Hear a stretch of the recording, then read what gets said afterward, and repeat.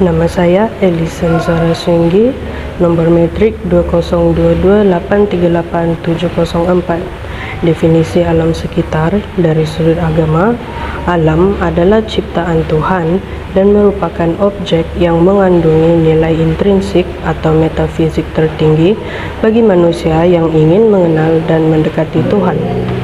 Inilah sebabnya golongan agamawan perlu memerhati alam secara moral dan rohani. Perbincangan tentang alam dalam ruang keagamaan bukanlah sesuatu yang baru, kerana ajaran atau ajaran agama telah disampaikan dari sudut penghayatan ekstrinsik dan intrinsik sejak awal lagi. Cuma tumpuan masyarakat hari ini terhadap isu alam atau alam sekitar terlalu terselah dalam bidang sains dan teknologi berbanding bidang keagamaan. Falsafah alam sekitar adalah sains yang memfokuskan kepada alam dan manusia dituntut menggunakannya kebijaksanaannya apabila berinteraksi dengan alam. Alam semula jadi mesti dihormati oleh manusia yang merupakan pengguna terbesar sumber asli.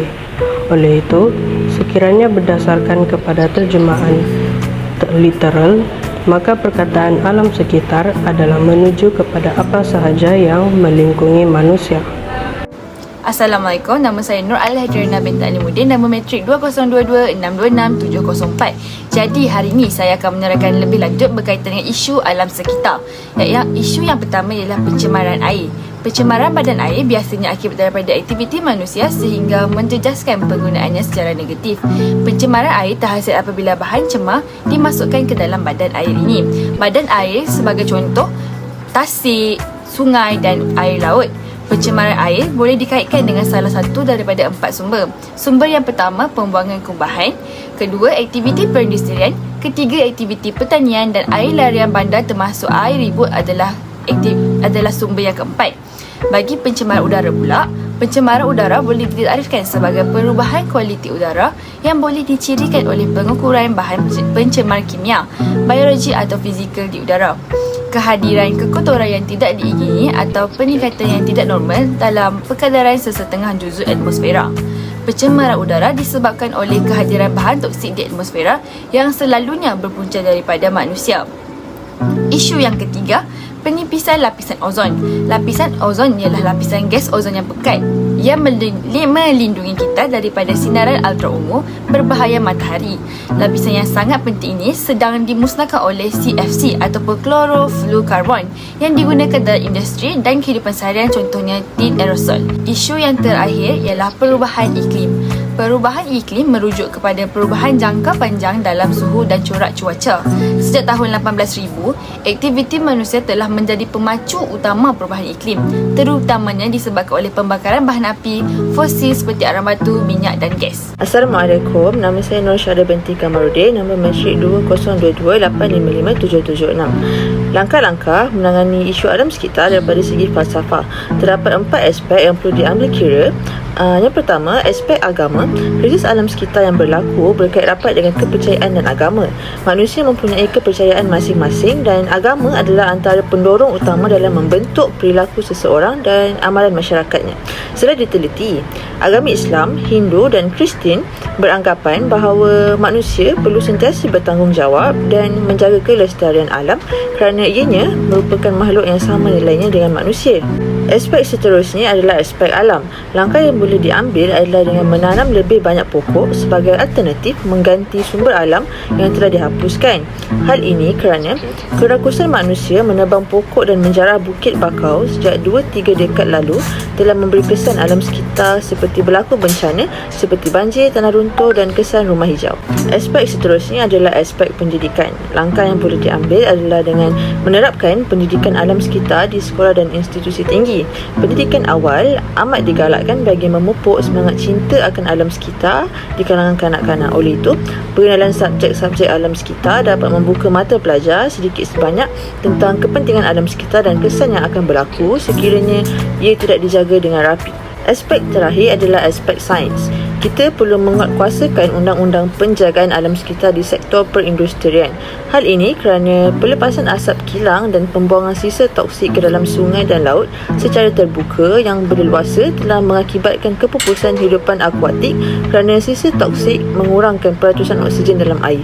Justru itu, undang-undang harus diperketatkan lagi oleh pihak berkuasa supaya dapat mengurangkan pencemaran alam sekitar. Assalamualaikum warahmatullahi wabarakatuh. Nama saya Rozita Binti Muhammad, nombor matrik 2022-47596. So, hari ini saya akan menyampaikan faktor menyumbang kepada krisis alam sekitar. Dari sudut pandangan falsafah, humanisme difahamkan sebagai suatu pendirian falsafah dan etika yang menekankan nilai dan tindakan manusia ataupun human agency, baik secara sendiri maupun terkumpul atau kolektif, serta memihak kepada pemikiran kritis dan bukti rasionalisme dan empirisme berbanding penerimaan dogma atau tahyul. Dalam konteks moden pula, humanisme moden dibahagikan kepada dua, iaitu humanisme keagamaan, iaitu berakar daripada tradisi pemikiran yang wujud dari zaman pembaharuan sehingga zaman pencerahan yang diikuti banyak seniman, umat Kristian moderat serta para cendekiawan bidang kesenian bebas. Pandangan mereka biasanya tertumpu kepada martabat dan kebudiluhuran dan keberhasilan serta kemungkinan yang dihasilkan umat manusia. Keduanya humanisme sekular, iaitu cerminan bangkitnya globalisme, teknologi dan jatuhnya kekuasaan pihak beragama. Ia juga dipegangkan pada martabat dan nilai seseorang dan kemampuan untuk memperoleh kesedaran diri melalui logik. Pemikiran yang termasuk dalam kategori ini menganggap bahawa mereka mempunyai jawapan atas perlunya sebuah falsafah umum yang tidak dibatasi perbezaan kebudayaan diakibatkan adat istiadat dan agama setempat. Akhir sekali, dari sudut pandangan agama merupakan ajaran yang mengandungi nilai-nilai moral, kedamaian dan keselamatan untuk penganutnya. Agama dikatakan sebagai sesuatu yang fitrah kerana ia merupakan keperluan asasi seorang manusia. Dari segi agama Islam menggalakkan kita melihat alam dan bertadabbur akan keagungannya dengan menggunakan akal fikiran yang diberikan untuk melihat ciptaan Allah. Keduanya, daripada segi agama Kristian turut sama mempunyai pandangan bahawa manusia mempunyai kuasa di atas muka bumi ini. Perspektif agama Kristian berpendapat bahawa manusia berkuasa untuk mentadbir alam sekitar dan kuasa yang dimiliki itu haruslah seiring dengan ajaran agama yang mahukan alam sekitar yang terjaga dan dilindungi. Keduanya, etika ini sangat bermanfaat kerana melalui amalan yang baik ini dapat memupuk masyarakat yang tinggi tahap kesedaran untuk menjaga alam sekitar dan seterusnya mengelakkan diri daripada isu kerosakan alam sekitar daripada berlaku. Melalui beberapa konsep yang diterangkan, jelas sekali bahawa dengan adanya hubungan yang baik di antara manusia dan Tuhan melalui pemahaman ajaran agama seperti Kristian, sudah tentu manusia dapat mengelakkan kemusnahan alam daripada berlaku.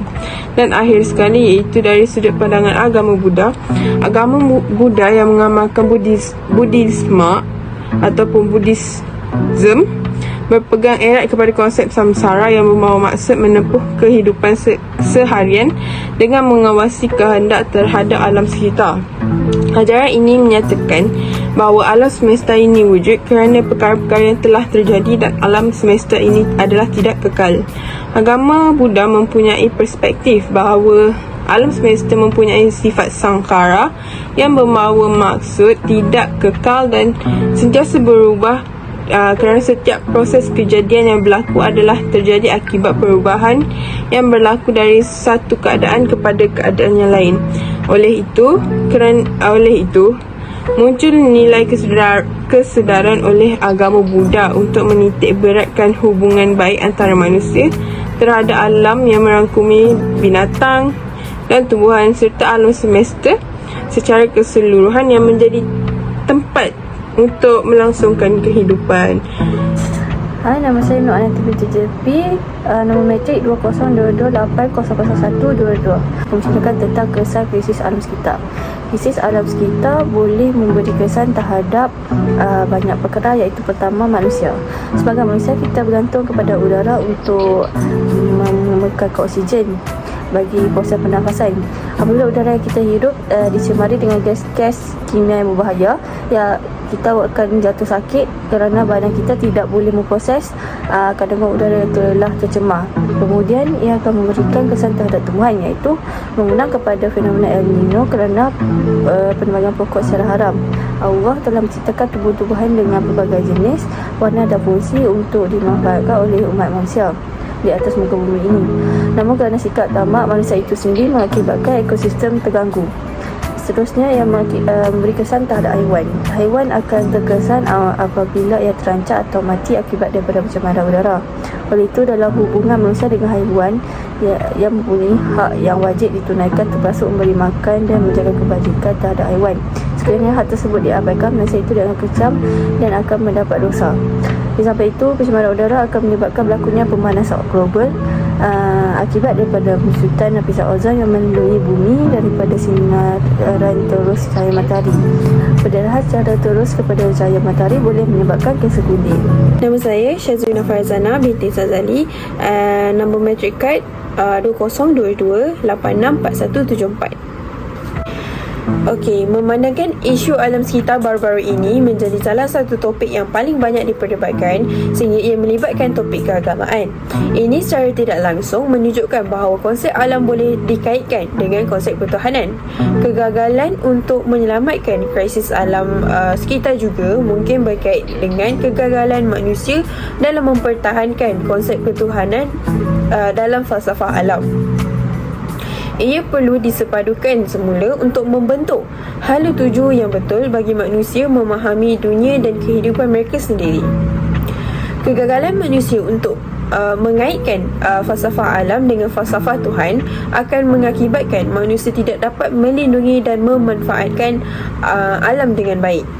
Selain itu, dalam silibus pembelajaran juga perlulah menserasikan ilmu alam sekitar dengan arus pemodenan yang berkembang pesat.